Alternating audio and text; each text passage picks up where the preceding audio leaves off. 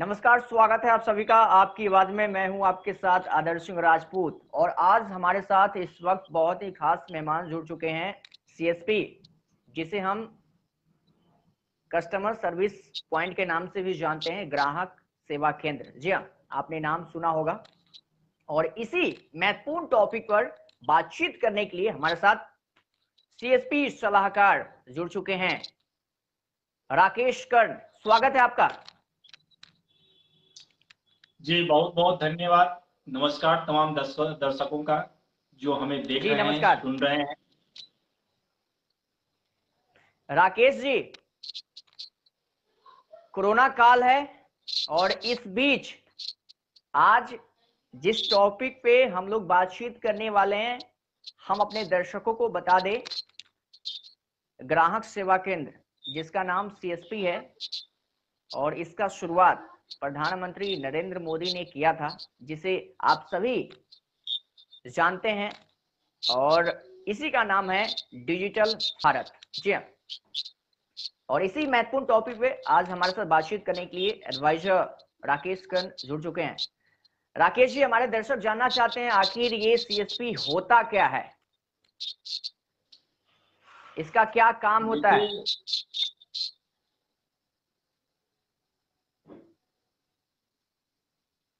देखिए सीएसपी जिसे आमूलचंद ये ग्रामीण इलाकों में ग्राहक सेवा केंद्र के नाम से जाने जाते हैं। और ये ग्राहक सेवा केंद्र कियोस्क आधारित होता है। इसमें बायोमेट्रिक के द्वारा कस्टमर जो होते हैं, ब्रांच के कस्टमर, उनके पैसे का आदान प्रदान किया जाता है। आधार सेवा केंद्र से जो भी लोग हैं, जो भी कस्टमर हैं, वो पैसा ले भी सकते हैं, जमा भी कर सकते हैं, अपनी शेष राशि की जानकारी भी ले सकते हैं। साथ ही साथ ये एक इलेक्ट्रॉनिक पद्धति है और इस इलेक्ट्रॉनिक पद्धति की का चलन 2014 में प्रधानमंत्री नरेंद्र मोदी के द्वारा जनधन योजना के तहत इसका किया गया। जिस समय जनधन योजना की शुरुआत की गई, उस समय काफी मात्रा में राजनीतिक पार्टियां हो या फिर यहाँ पर छोटे छोटे शहरों में बसने वाले लोग, वो उस समय इस पे ये तोहमत लगा रहे थे कि जिस देश की जनसंख्या, आधी जनसंख्या भूखी है, नंगी है, वो इस इलेक्ट्रॉनिक पद्धति में कैसे जुड़ पाएंगे। जबकि आज आप देखिएगा लगभग परसेंटेज परिवार के पास एंड्रॉयड मोबाइल है। इलेक्ट्रॉनिक पद्धति के द्वारा कैसे जमा निकासी की जाती है, इसकी जानकारियां हैं। बिल्कुल, तो हमें आगे बढ़ने की जरूरत है। बिल्कुल बिल्कुल राकेश जी, बहुत ऐसे लोग हैं, ग्रामीण लोग हैं, जैसा कि हम सभी लोग जानते हैं, कोरोना काल है और ऐसे में लोग ज्यादा दूरी सफर न तय करके, क्योंकि जैसा कि आप सभी लोग जानते हैं, सीएसपी को मिनी बैंक भी कहा जाता है। तो हमारे जो भी जो सरकारी बैंक है, प्राइवेट बैंक हैं, काफी दूर होते हैं, सिटी में होते हैं। तो इस बीच ग्रामीण इलाके के लोग जो हैं उसे जाने में बहुत ऐसे दिक्कतों का सामना करना पड़ता है। तो इसीलिए इसी को ध्यान में रखते हुए प्रधानमंत्री नरेंद्र मोदी ने डिजिटल भारत की शुरुआत, और इसी का नाम है सीएसपी, उन्हीं में से एक है सीएसपी। इसके थ्रू आम लोग नजदीकी जो ब्रांच है उसमें जाकर आसानी से पैसा निकाल सकते हैं। और आप जैसा कि जानते हैं, अच्छा राकेश कर्ण, हमारे दर्शक ये भी जानना चाहते हैं कि अगर जो व्यक्ति सीएसपी में अपना करियर बनाना चाहता हो, वो कैसे बनाए, शुरुआत कैसे करे, इसमें आने के लिए, इसका शुरुआत करने के लिए, ब्रांच खोलने के लिए क्या करे? देखिए, जिस समय इसकी शुरुआत की गई थी, उस समय जितने भी गवर्नमेंटियल ब्रांचेज थे, 2014 में उन ब्रांचों को निर्देशित किया गया सरकार के द्वारा आरबीआई को, और आरबीआई ने गाइडलाइंस, जिस गाइडलाइंस के तहत जितने भी सरकारी ब्रांचेज थे, उन्होंने कंपनी जैसे कि अभी मान के चले जो बिहार में जैसे चल रही है sign up solution private limited के नाम से, और एक सीएससी है जिसको सबसे पहले सीएससी को ये भार दिया गया कि आप जो है सो लड़कों को हायर करें, हायर करके उनको प्रशिक्षण दें, प्रशिक्षण दे करके और फिर जो है सो उसका हमारा ग्राहक सेवा केंद्र जो है जगह जगह गांव में बैठाएंगे। यानी सरकार की जो सोच थी कि हमारे भारत के अच्छा, दूर दराज ये गांवों सीएसपी में रहने ब्रांच वाले कौन कौन लोग, खोल सकता है?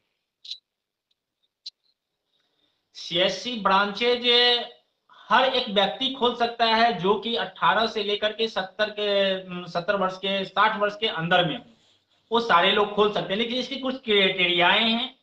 क्राइटेरिया क्या है इसका, तो उसे कम से कम कंप्यूटर लैपटॉप की जानकारी होनी चाहिए, पढ़ा लिखा इंसान होना चाहिए, और सबसे साफ सुथरी बात यह है मतलब कि डिग्री वो होना चाहिए, आपराधिक डिग्री छवि होना का नहीं चाहिए, होना चाहिए। अनिवार्य है, डिग्री होना अनिवार्य है। जहाँ डिग्री में, जी हाँ, जहाँ जिनको पढ़ने लिखने की क्षमता जिनके पास नहीं होगी वो नहीं खोल पाएंगे। दूसरा क्या है, अब तो गवर्नमेंट ये भी लगा दी है, बैंक ये भी लगा दी है कि आप बिजनेस कॉरेस्पॉन्डेंट का एग्जाम आप फेस करें। जो लोग भी आईआईबीएफ के एग्जाम को पास करेंगे, जो कि जिस एग्जाम के तहत बैंक से जुड़ी बेसिक जानकारियां जो होती है वो उनके पास होनी चाहिए, और इसकी सत्यता का प्रमाण गवर्नमेंट या बैंक, आईआईबीएफ एक एग्जामिनेशन है जिसको एग्जामिनेशन में फेस करवाती है, और जो एग्जाम फेस कर लेता है सर्टिफिकेट उसके पास आ जाती है, उसके बाद वो ये इस ग्राहक सेवा केंद्र के लिए अप्लाई कर सकता है। तो हम बात कर रहे थे कि अच्छा, सरकार की जो इसका सोच थी, प्रोसेस क्या है ऑनलाइन? जी जी जी। अच्छा, इसका प्रोसेस क्या है ओपन करने के लिए? क्या करें, ऑनलाइन रजिस्ट्रेशन करें या फिर ऑफलाइन किसी व्यक्ति से मिले या फिर नजदीकी कोई शाखा में जाकर मिले किसी से? देखिए इसमें किसी से मिलने के लिए नहीं होता है। क्या होता है कि ब्रांचेज को जब ये महसूस होता है कि हमारे कस्टमर बहुत ज्यादा हैं और हम उतनी सुविधा अपने ब्रांच में उनको नहीं दे पाते हैं, तो वो प्लेस जनरेट करते हैं खुद से। ब्रांच के जो बीएम होते हैं, जो उनके आरएम होते हैं, जेडएम होते हैं, उनके आदेशानुसार वो प्लेस जनरेट करते हैं जो हमारे फलाने जगह हमें ग्राहक सेवा केंद्र की आवश्यकता है। कारण है बैंक सरकार की पॉलिसी है। सरकार ने जैसा कहा भी है, राज्य सरकार ने भी, नीतीश कुमार जी ने भी कहा है कि हम हर एक गांव में एक बैंक की व्यवस्था देने जा रहे हैं। लेकिन बैंक उतनी व्यवस्था नहीं दे पाएगी। कारण है उसके जो ब्रांचेज हैं वहीं स्टाफ कम है। तो हर एक गांव में अगर वो ब्रांच खोल देती है तो उसका व्यवसाय भी होना चाहिए, व्यवसाय नहीं होगा तो बैंक बैठ जाएगी। इसलिए उसने सबसे सरल तरीका ये निकाला है कि हम कमीशन बेसिस पे कियोस्क सेवा का हम जनरेट करें और उनको वहां बिठावें, और जो दूर दराज के गांव के लोग हैं जो ब्रांच तक नहीं पहुंच पाते हैं उनको उनके यहाँ ही हम वो सुविधा उनको दें। ये जो है वाकई डिजिटल भारत का एक नया रूप है।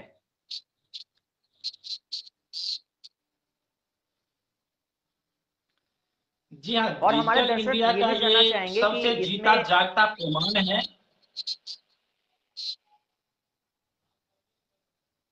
जी, हमारे दर्शक ये भी जानना चाहते हैं कि आखिरकार हम जो नजदीकी सीएसपी ब्रांच से जब पैसा निकालने जाते हैं तो इसके लिए क्या आवश्यक दस्तावेज लगते हैं, कौन कौन से डॉक्यूमेंट लगते हैं, इसके बारे में आप कुछ बताएंगे?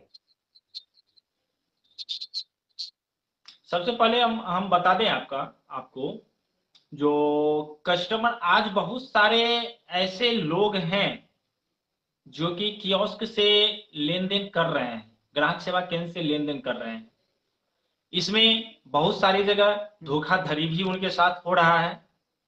धोखाधड़ी कहने से मतलब है हमारा जो भी बैंक के सीएसपी हैं, इसके अलावे भी प्राइवेट कंपनीज हैं, जैसे पेनियर वाई हैं, एयरटेल पेमेंट है या अदरवाइज जो भी हैं, अगर उनके पास बैंक का सख्त निर्देश उनको होता है कि आप जब भी लेन देन करें तो हमारे बैंक के ग्राहक सेवा केंद्र जो हैं वहां से करें, ताकि यदि आपके साथ किसी प्रकार की कोई गड़बड़ी होती है, किसी प्रकार की आपके साथ कोई परेशानी उत्पन्न होती है, तो आप हमें शिकायत करें, क्योंकि वो मेरा बैंक मित्र है।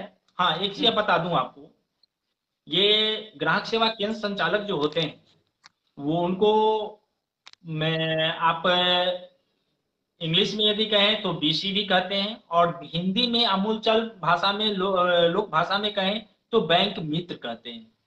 तो ब्रांच मैनेजर उनको अपने कस्टमर को सख्त हिदायत देते हैं कि हमारे बैंक मित्र के यहाँ से ही हमारे ग्राहक सेवा केंद्र जो है वहीं से आप लेन देन करें, ताकि आपके साथ किसी प्रकार की कोई परेशानी होती है तो हम डायरेक्ट उस पर एक्शन ले सके। लेकिन आज देखने में आता है कि कस्टमर होते हैं, जब उनको पैसे की आवश्यकता पड़ती है तो प्राइवेट जो जिनको की कियोस्क दिया गया है उनको कियोस्क में दुकानदार लोगों को, जिससे वो मान के चलिए पैसे यानी कि कैशलेस की करने की व्यवस्था जो सरकार की थी, उस कैशलेस के तहत दुकानदारों को एक पेनियर बाय या ऐसे ही बहुत सारे फॉर्मेट बना करके उनको दिया गया, जो आपके यहाँ जो कस्टमर आते हैं उनसे आप नगद पैसा लेकर के नहीं, उनको अगर वो 100 रुपया का सामान लेते हैं तो 100 रुपया आप उनके अकाउंट से काट लीजिए, जिससे पैसे का चलन जो है धीरे धीरे कम हो सके, पैसे का चलन समाप्त हो सके, लोग डिजिटल इंडिया के तहत इस चीज को समझ सके, जो अब पैसा ले जाना कहीं आवश्यक नहीं है, बस मेरा आधार कार्ड मेरे पास में है, हम उससे कहीं भी ट्रांजैक्शन कर सकते हैं, किसी को पैसा पेड कर सकते हैं। बिल्कुल बिल्कुल।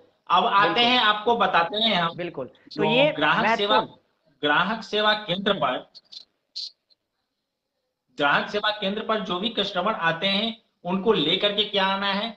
अगर आप बैंक के सीएसपी के पास जाते हैं तो अपना पासबुक और अपना आधार कार्ड ये जरूर लेकर के जाएं, और जब भी लेकर के जाएं वहां से किसी प्रकार का कोई ट्रांजैक्शन आप करते हैं तो आप प्रिंट रसीद लेना नहीं भूलिए।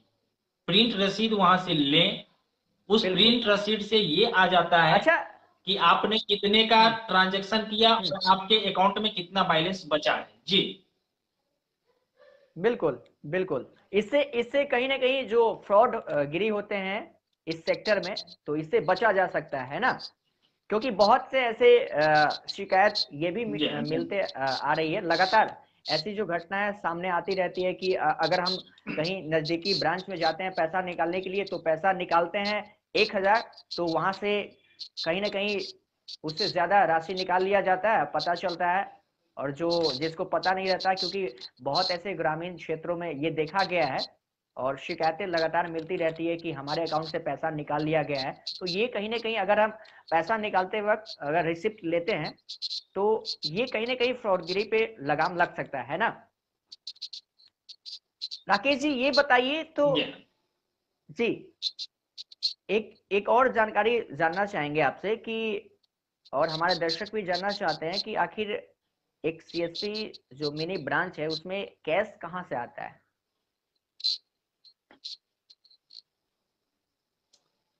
देखिए, बीसी पॉइंट में कैश की व्यवस्था स्वयं ग्राहक सेवा केंद्र के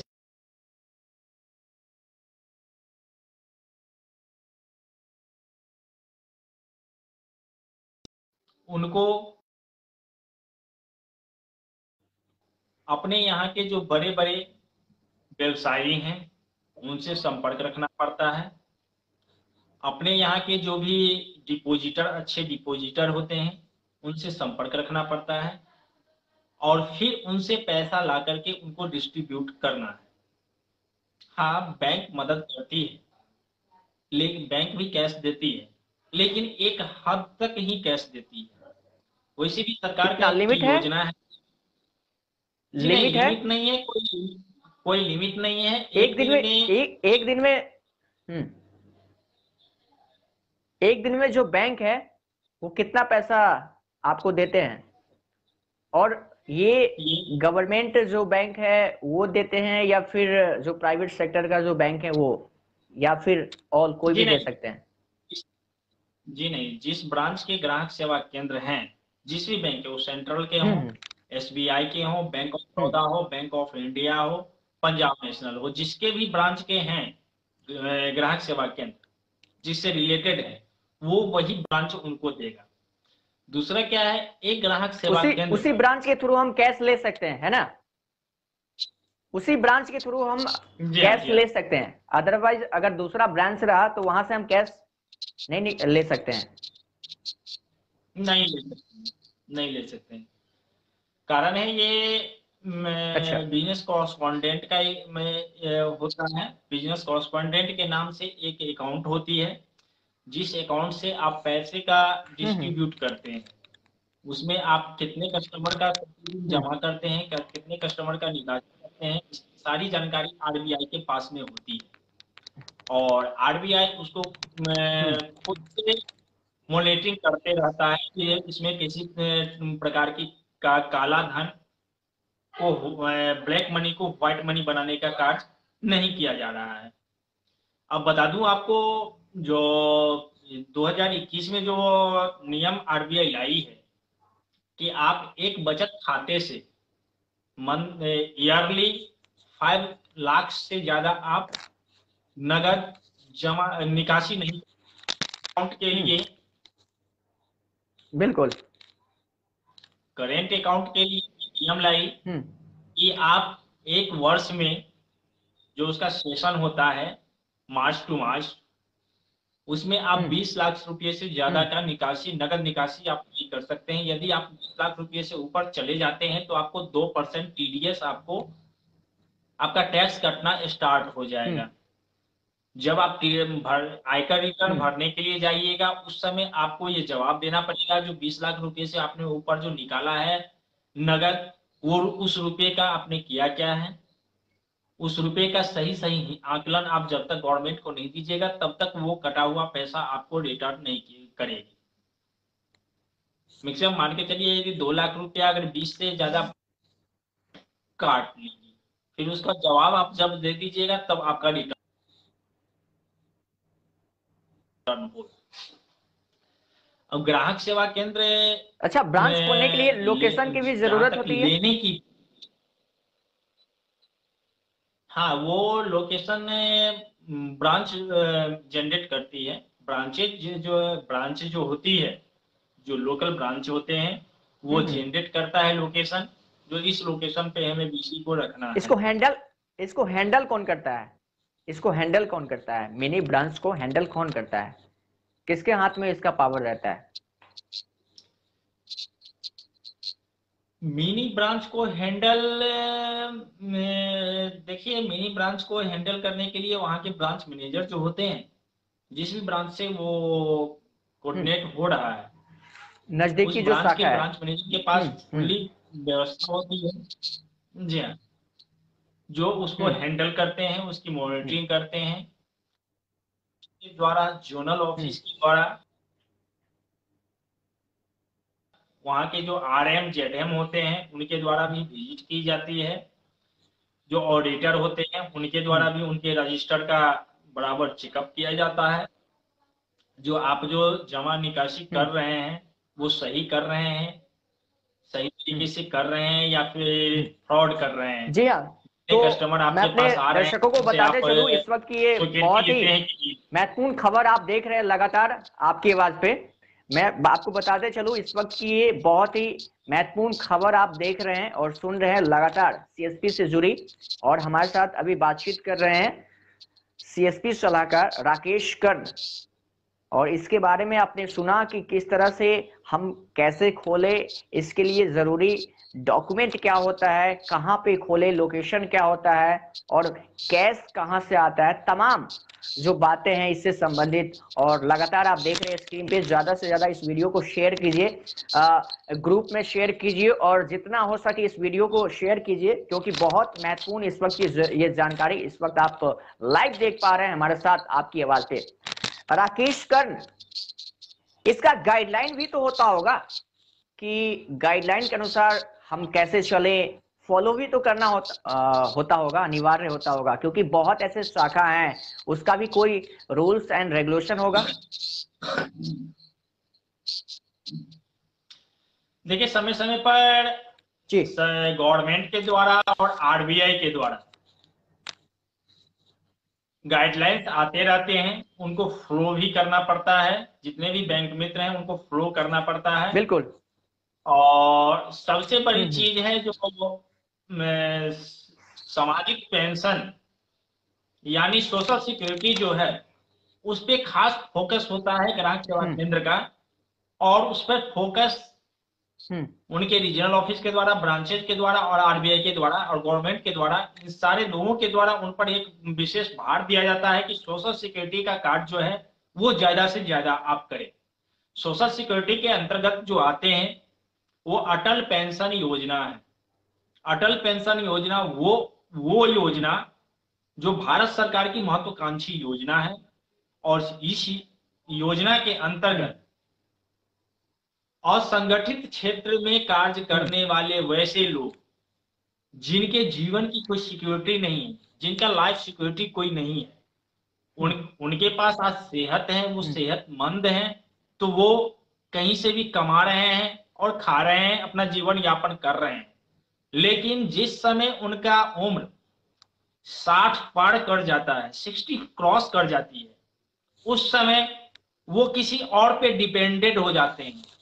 अब सामने वाला उनके बच्चे हों या जो भी हों, अगर उनको सही से ट्रीट कर पाते हैं तो बहुत अच्छी बात है, नहीं कर पाते हैं तो वो दाने दाने को मोहताज हो जाते हैं।